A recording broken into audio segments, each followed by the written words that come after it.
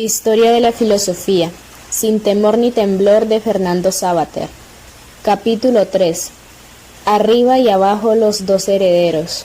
Sócrates conversó durante años con sus conciudadanos atenienses, hizo 1000 preguntas, replicó ingeniosamente a sus interlocutores, pero nunca escribió nada. A lo largo de los siglos se ha compuesto miles de libros sobre él, pero él no escribió ninguno, ni siquiera unas pocas páginas explicando su forma de pensar. ¿Cómo podemos saber entonces lo que realmente dijo? La verdad es que no podemos estar seguros. Algunos de quienes le escucharon tomaron nota de sus palabras, así como de sus gestos y de su forma de comportarse. Fueron ellos los primeros que escribieron sobre Sócrates y todos los que han venido luego se han basado en su testimonio. Lo mismo pasó con otros importantes maestros en el campo de la religión, como Buda o Jesucristo. Sus enseñanzas no han llegado directamente de su puño y letra, sino a través de lo que sobre ellos cuentan varios de sus discípulos. Quizá no todos esos oyentes sean igualablemente fiables, pero comparando lo que dicen unos y otros podemos hacernos una idea razonable aproximada de cómo fueron y qué enseñaron esos notables personajes. En el caso de Sócrates, quien mejor escribió sobre él fue uno de sus seguidores más constantes, llamado Platón. En realidad su nombre era Aristóteles, pero todo el mundo le conocía por Platón, porque era muy corpulento y ancho de espalda. Se trataba de un joven de buena familia que conoció a Sócrates cuando tenía 18 o 19 años y quedó fascinado por él. Procuraba seguirle a donde fuese y no se perdía ni uno de sus improvisados debates con los ciudadanos atenienses. Después de la ejecución de Sócrates, Platón se propuso escribir cuanto recordara de ese extraño maestro, un maestro que no quería ser maestro de nadie, y reproducir lo que pudiera el encanto y la inteligencia de su permanente interrogación en busca de la verdad. Sin duda, su propósito era impedir que Sócrates cayera en el olvido y también demostrar lo muy injusta que fue la condena que pareció, pero cómo guardar para la posteridad toda la gracia de aquellas conversaciones inolvidables a las que tantas veces había asistido, porque no se trataba solo de contar lo que había dicho Sócrates, sino también lo que otros le respondían y cómo entonces replicaba a él. Sócrates no predecía sermones ni pronunciaba discursos, sino que discutía con los demás, es decir, dialogaba. Era ese intercambio de preguntas, respuestas, dudas y hallazgos lo que le importaba, no las conclusiones finales, cuando las había, porque muchas veces el debate permanecía abierto, sin moraleja definitiva. Como buen ateniense, Platón era muy aficionado al teatro. Ya hemos dicho lo importante que era ese espectáculo en aquella ciudad, de modo que tuvo que ocurrencia genial de contar sus recuerdos de Sócrates de una forma teatralista. Escribió unos diálogos entre diversos personajes, uno de los cuales el propio Sócrates, que debaten, se contradicen o se ponen de acuerdo sobre las cuestiones más diversas. Así logra transmitir no solo las opiniones de Sócrates y de sus interlocutores, sino también el ambiente de aquellas charlas. Con toda su incomparable libertad y su frecuente humor, cuando los leemos hoy, tantos siglos después, nos parece que volvemos a Atenas. Allí conocemos personalmente a seres humanos como nosotros, como los aciertos, errores y pequeñas o grandes vanidades que todos tenemos. El resultado es magnífico, pero siempre hay alguno, y que Platón no solo fue un oyente embobado de Sócrates, sino también una persona sumamente inteligente y por tanto deseosa de pensar por propia cuenta, como pacientemente Sócrates hubiese querido. Al principio, en los primeros diálogos escribió, se limitó a dar cuenta de diversas charlas socráticas y de los momentos más emocionantes en la vida de aquel personaje. Su discurso ante el tribunal que le condenó, sus razones para rechazar la huida que le proponían algunos amigos, sus últimos momentos cuando bebió la cicuta, también discutía serenamente con quienes le acompañaban en ese trance sobre la muerte cercana y la posible inmortalidad del alma. Sin embargo, en diálogos posteriores, Platón empezó a introducir cada vez más sus propias opiniones. Lo malo es que, como ante todo seguía considerándose discípulo de Sócrates, las puso también en boca de su maestro como si les hubiera oído a él. A nosotros ahora ya no nos resulta fácil distinguir dentro de los escritos de Platón entre los que producen tal cual las palabras de Sócrates y los momentos en los que se utiliza a Sócrates como portavoz del pensamiento platónico. Platón. Aunque la primera inspiración para dedicarse a la filosofía le vino a Platón de Sócrates, sus estilos de filosofar son muy diferentes. Platón no iba ya por calles y plazas preguntando a la gente, como hacía Sócrates. La verdad es que ningún otro filósofo ha vuelto a comportarse así. Muchos aprendimos de Sócrates, pero nadie se ha atrevido a vivir luego tan libre y alegremente como él. A partir de Platón, los grandes pensadores se han convertido en maestros, en profesores, y el primero de estos maestros fue el propio Platón, que fundó en Atenas una especie de colegio de filosofía, al que todos llamaron academia. ¿Os suena el nombre? Porque estaba situado en unos jardines públicos, dedicados a un antiguo héroe, Acarimos. Allí Platón explicaba su forma de comprender el mundo ante un pequeño grupo de discípulos que le escuchaban atentamente. Y supongo que también le planteaban de vez en cuando dudas y objeciones. Porque en filosofía nadie tiene la verdad, toda la verdad y nada más que la verdad, como dicen en los juicios, o por lo menos en las películas sobre juicios que yo he visto. Si no hay discusión e intercambio de puntos de vista, no puede hablarse de auténtico conocimiento filosófico. A Platón desde luego le interesaba encontrar la verdad. ¿Pero qué es la verdad? Y la pregunta más difícil, ¿cómo reconocerla cuando la tengamos delante? Constantemente oímos afirmaciones tajantes sobre todos los asuntos divinos y humanos. El jamón es muy rico. Los chinos son misteriosos. París es la capital de Francia. Cuidado con los tiburones.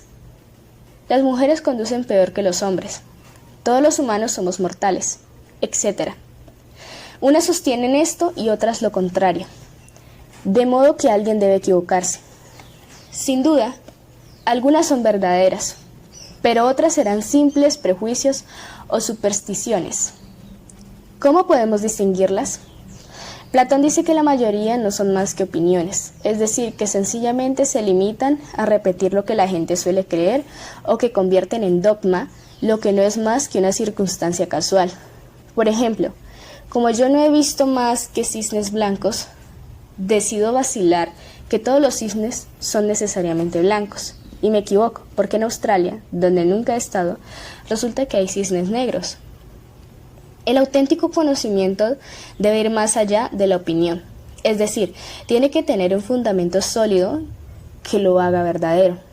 No solo verdadero para mí o para mis amigos, sino para todas las personas capaces de pensar y de utilizar bien su razón.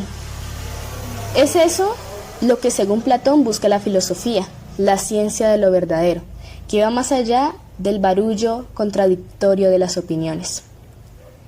Pero, ¿cómo puedo estar seguro de nada si todo cambia a cada momento? Tengo una rosa en la mano, llena de color, fresca y olorosa, y dentro de un par de horas marchita y deshojada. Ahora veo una jarra de agua transparente y con la que puedo mojarme la cara. Si desciende la temperatura, se convertirá en sólido hielo, pero si hace demasiado calor, se evaporará hacia las nubes. En cualquier caso, dejará de ser como antes fue.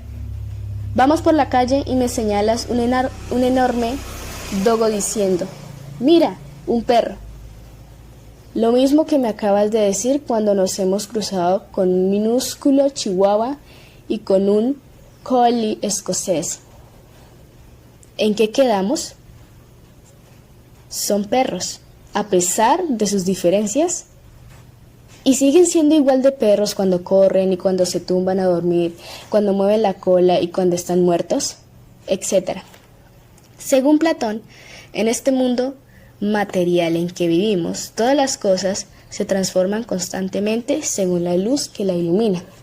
La temperatura, los accidentes, los caprichos de las formas diversas y el tiempo que todo lo degrada finalmente. Si solo nos fijamos en lo que podemos ver, oler, oír y tocar, nunca podremos estar seguros de nada porque todo pasa, cambia, se mezcla y desaparece. Sin embargo, es posible llegar a conocimientos exactos y precisos, por ejemplo, en matemáticas y geometría. El centro de una circunferencia está siempre a igual distancia de todos los puntos de la misma, aunque esté dibujada en la pizarra, en la arena, y tanto si es invierno como verano. 2 y 2 suman 4, tanto si se trata de 2 peras como de 2 tigres, etc. Los números y las figuras geométricas no se desgastan con el tiempo ni se alteran por culpa de los elementos atmosféricos. Sirven para comprender el mundo, pero no forman parte material del mundo. Platón concedía tanta importancia a esto que a la puerta de su academia tenía escrita esta advertencia: que nadie entre aquí sin saber geometría. Me temo que yo hubiera debido quedarme fuera. Y de modo semejante, pensaba que más allá de las cosas materiales que conocemos, por medio de los sentidos hay unas ideas que son la verdad inmutable y eterna de cada una de ellas. La idea de la rosa nunca se marchita, la idea del agua ni se congela ni se evapora, y la idea de perro vale para cualquier tipo y forma de perro. Hay una idea que expresa la realidad duradera de las cosas entre las que vivimos, las que vemos cambiar y perecer sin cesar.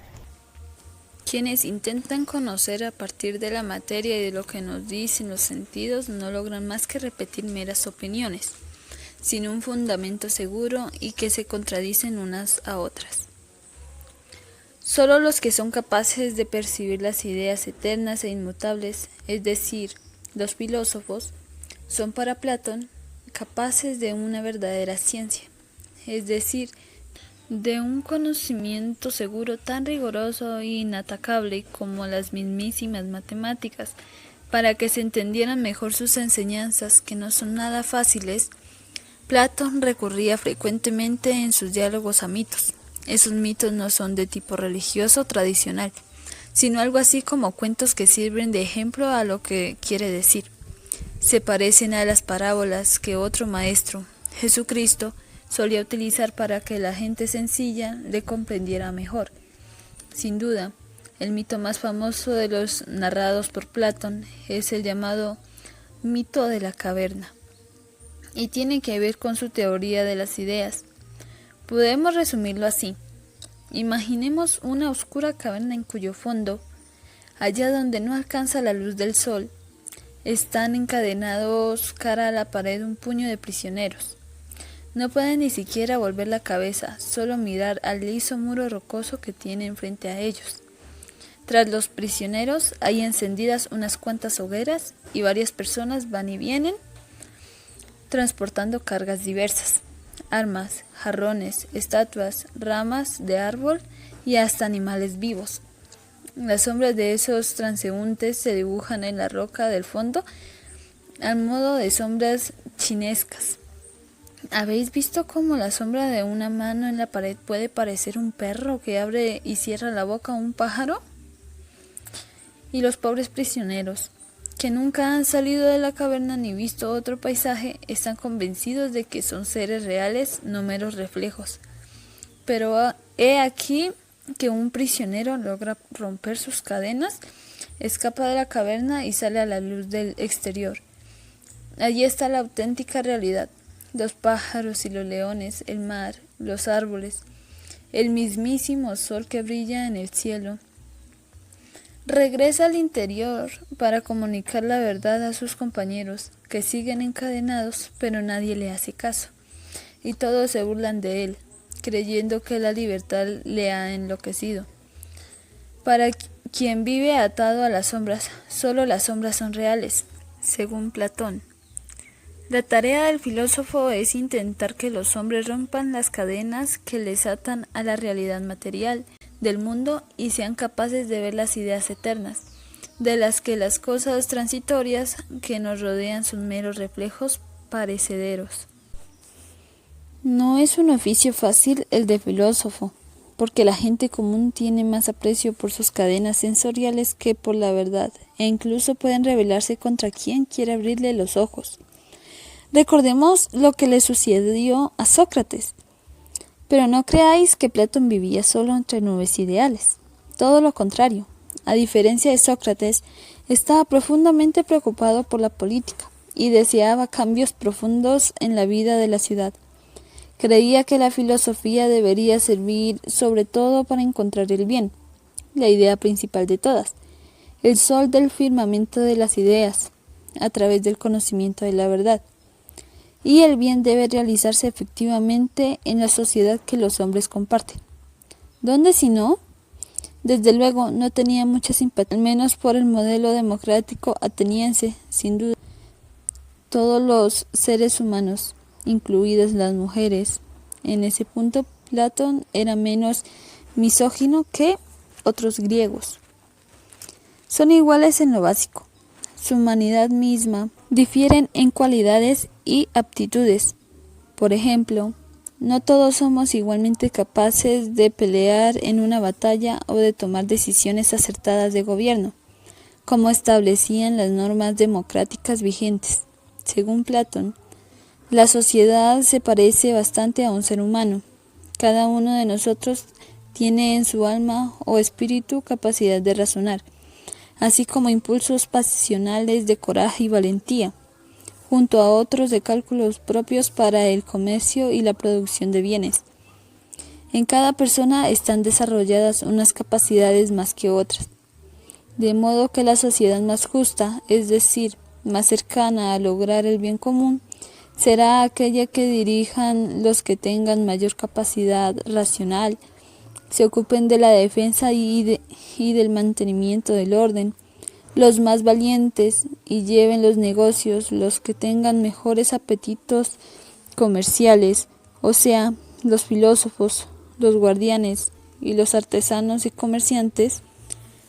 En la República ideal de Platón, todo debería estar supeditado al bien de la comunidad, incluso la literatura y la música, como otras utopías, es decir, descripciones de un orden supuestamente perfecto que no existe en ninguna parte ni es probable que llegue a existir jamás.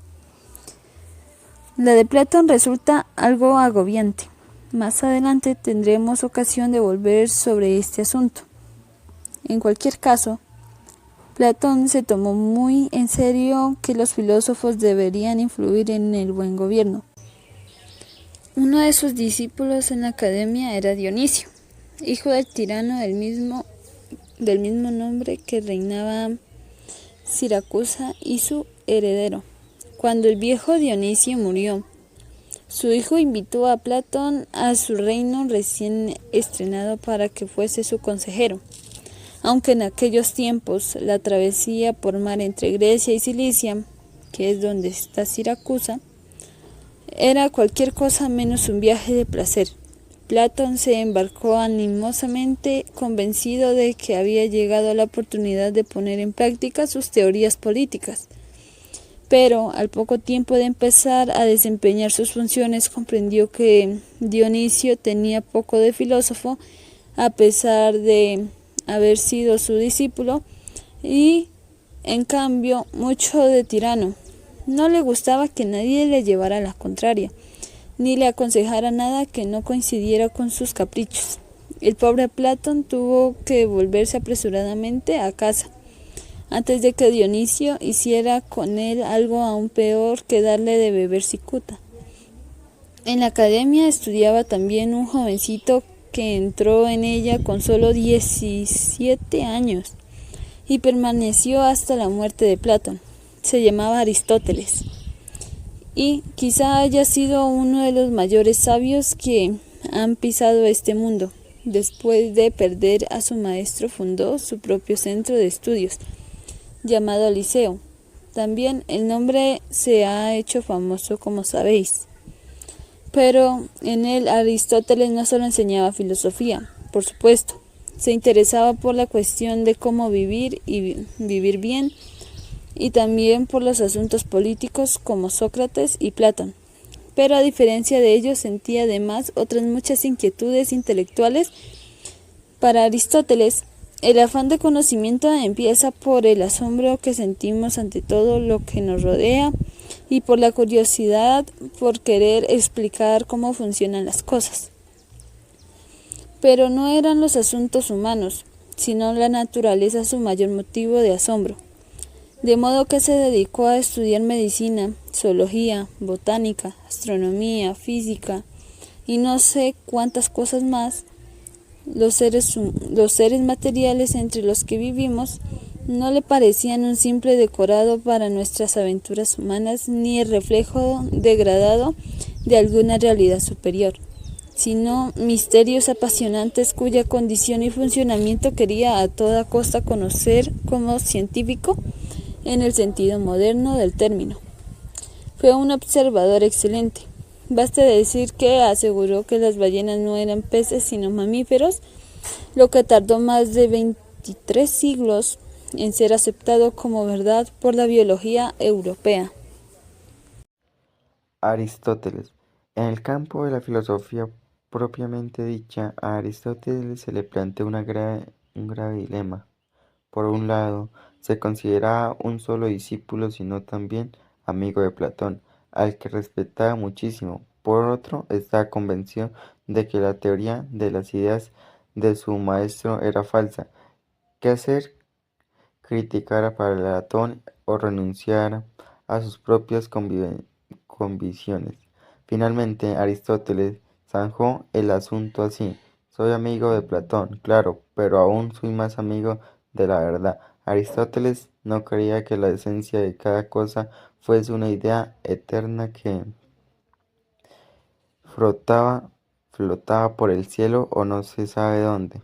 Opinaba, en cambio, que si había una idea estaba en la realidad presente de esa cosa misma y era allí donde podíamos estudiarla y comprenderla. Todo lo que existe, dice Aristóteles, está compuesto de materia y forma. La materia es algo así como el soporte opaco y maleable, que la forma convierte en algo distinto a lo demás. Del mismo modo, de un jarrón de cerámica, la arcilla es la materia que al alfarero modela hasta que la de la forma que definitivamente le corresponde. Además, cada cosa tiene posibilidades de llegar a ser otras. Así, por ejemplo, lo que ahora es actualmente agua puede convertirse en hielo o en vapor, de modo que hay un permanente dinamismo que transforma y moldea sin cesar la realidad. Esta indagación del ser de cada cosa, porque antes de ser esto o aquello,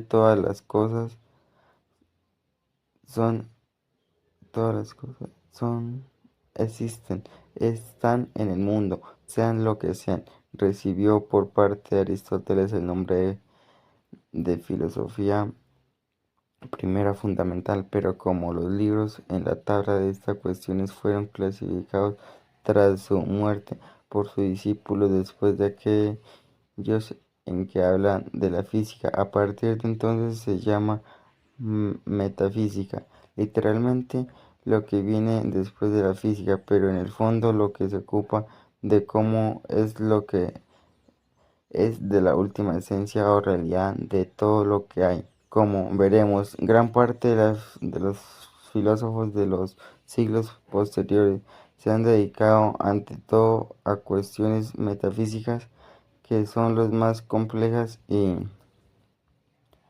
abstractas de todas. Pero hay también otros dos campos muy importantes de la filosofía que fueron inaugurados por Aristóteles: la lógica y la ética. La lógica, cuyo nombre viene de la palabra logos, que significa razón o pensamiento, se ocupa de cuáles son los mecanismos que nos hacen razonar de modo conveniente. En efecto, no basta con observar lo que nos rodea para llegar a saber algo, también es preciso sacar las conclusiones de lo que observamos de modo correcto y, por supuesto, cuando discutimos de algún asunto, razón no la tiene quien más grita, sino el que es capaz de enlazar sus argumentos de modo adecuado. Aristóteles suponía que la mayor parte de nuestros razonamientos son en forma de silogismos, es decir, dos premisas de cuya combinación obtenemos una conclusión. Por ejemplo, todos los humanos son racionales. Alba es humana, por tanto Alba es racional. O Nemo, si prefieres. Es importante señalar que la lógica no se ocupa de las premisas son verdaderas o falsas, solo sé que las conclusiones derive correctamente de ellas. Por ejemplo, de las premisas, algunos gorriones tienen 4 patas y todos los gorriones son aves. Puede deducirse correctamente. De algunas aves tienen 4 patas. En conclusión, zoológicamente falsa, porque parte de un hecho falso, pero lógicamente es verdadera. En cambio, en dos premisas verdaderas, como porque parte de un hecho falso, pero lógicamente es verdadera. En cambio, de dos premisas verdaderas, como todos los gorriones son aves y todos los avestruces son aves, no puede deducirse lógicamente que algunos gorriones son avestruces, de modo que el conocimiento auténtico necesita premisas verdaderas y conclusiones lógicamente correctas. En cualquier caso, un buen aprendizaje de los mecanismos de la lógica es imprescindible para no dejarnos evacuar, pero quienes parece que razonan y en realidad solo presionan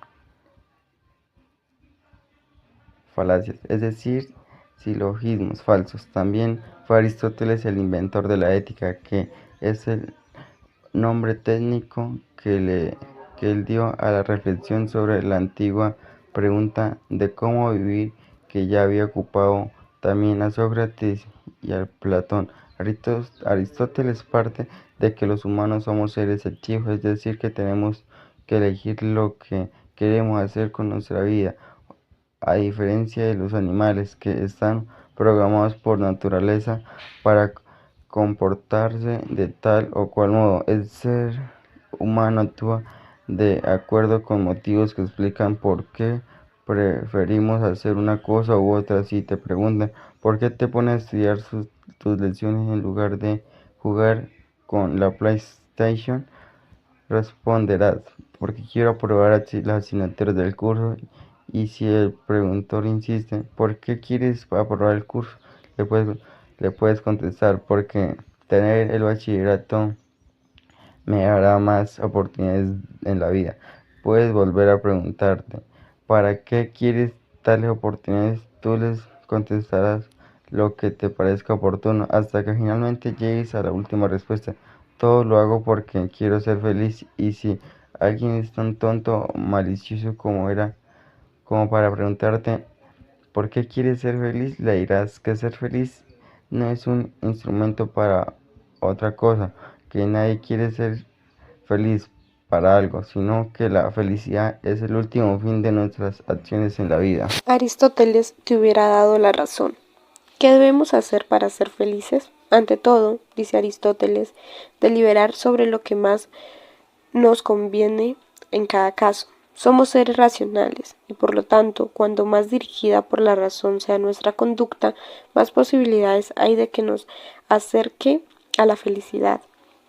Pero como gran parte de nuestras acciones son urgentes o rutinarias, y nos dan poco tiempo para muchas reflexiones. Lo mejor es adquirir la costumbre de actuar como es debido. Así elegiremos el mejor comportamiento por hábito y casi automáticamente. A la costumbre de obrar como es debido la llama Aristóteles virtud, como el viejo Sócrates, y la virtud se encuentra en la acción prudente, equilibrada, que evita la desaparición fatal de los extremos. Por ejemplo, ante un peligro son exageraciones indeseables, la cobardía que huye indignamente, pero también la temeratura ciega que nos expone a la destrucción como si fuésemos invulnerables. La virtud es el coraje, que afronta con firmeza pero sin bravuconería el riesgo necesario. En el terreno social, la virtud más importante es la justicia, que consiste en dar a cada cual lo que le corresponde y en esperar de cada uno lo que es debido. De todas formas, siempre cobramos en la incertidumbre, aunque debemos intentar en cada caso lo mejor. Para Aristóteles, la felicidad es una idea, pero en modo alguno una certeza, porque en la vida de cada uno de nosotros influyen muchas circunstancias que no dependen de nuestra voluntad, y hasta el momento de la muerte nadie puede decir realmente si ha sido feliz o no. Uno de los rasgos más hermosos de la ética de Aristóteles es la importancia que da a la amistad. Incluso dice, sin amigos nadie quisiera verse obligado a vivir. Platón y Aristóteles, los dos grandes seguidores de Sócrates, son sin duda los dos filósofos más influyentes de la historia. Platón apunta hacia lo más alto, el ideal, lo espiritual y hasta lo divino, lo eterno. Aristóteles se centra en lo que nos rodea, la naturaleza, incluso en los aspectos más humildes y materiales, la observación de cuanto vive, ocurre y funciona. Todo lo que aparece y desaparece, pero mientras dura, es real. Muchos dicen que a partir de ellos todos los filósofos posteriores son o platónicos o aristotélicos, aunque se parece que también abundan los que toman elementos de uno y de otro para combinarlos según su estilo. Ya lo veremos. Alba. Bueno, esto se va complicando cada vez más. Empiezo a echar de menos a Sócrates. Nemo, pues yo creí que Platón iba a convertirse en tu preferido. Alba. A ver, dime de dónde te sacas eso. Nemo, mujer, no sé cómo eres así, un poco idealista. Alba. Y supongo que tú estás convencido de que eres aristotélico a más no poder. Nemo, soy muy realista para que lo sepas. Alba. Si no llegas a decírmelo, nunca me hubiera dado cuenta. Nemo, a mí eso de las ideas superadas de las cosas, volando de aquí para allá, nada que no me convence porque, vamos a ver, ¿dónde están las ideas? Alba. Pues no tengo ni idea, y perdona el chiste, aunque supongo que las ideas están allí donde estén los números. Nemo, ¿qué números? Alba. Pues todos, el 5, el 9, el 1325, y luego las figuras geométricas como el triángulo isósceles, que tiene un nombre precioso, y el rectángulo, y el dodecaedro, y... Nemo, no es lo mismo. Alba. ¿Cómo que no? ¿Acaso no están los números separados de las cosas? Yo he visto 4 mesas y 3 ventanas, pero nunca el 4 ni el 3, ni mucho menos el 4 por 3, 12. Y lo mismo me pasa con las plazas de toros, que son redondas pero no son la circunferencia. También sé lo que es andar en línea recta, aunque nunca he visto la línea recta. Nemo, pues los números y los triángulos y en fin, están en nuestras cabezas. Alba. Vaya, ¿y qué hacen allí? Nemo, pues nos sirve para contar y calcular. Alba, y las ideas nos sirven para pensar las cosas, de modo que supongo que también estarán en eso que tú llamas la cabeza, o sea, debajo del flequillo, ¿no? Nemo, jaja, me muero de risa. En fin, dime si eres platónica o no. Alba, ¿me queda otro remedio? A mí me gusta pensar, le estoy cogiendo afición con esto de la filosofía, pero Aristóteles también tiene su punto. Nemo, para mí, punto y aparte. Alba, Bobo, ¿sabes por qué me gusta Aristóteles? Porque es el primero en esta historia al que oigo hablar de la felicidad. Nemo, y claro, a ti la felicidad te pone... Alba, pues sí, me pone muchísimo. Nemo, pero fíjate que, según él, nunca está asegurada por muy buena y moral que seas. Alba, eso es lo que más me gusta de todo. Nada de prometer la luna para que piques y te portes bien. Solo dice que si haces barbaridades, lo más probable es que te vaya aún peor. O sea, antes de actuar, piensa qué es lo que más te conviene y luego, adelante, confía en que todo saldrá bien. Y si no, al menos te queda el consuelo de que no habrá sido culpa tuya. Nemo, son alucinantes estos griegos. Alba, ¿y ya has oído la importancia que le daba a la amistad?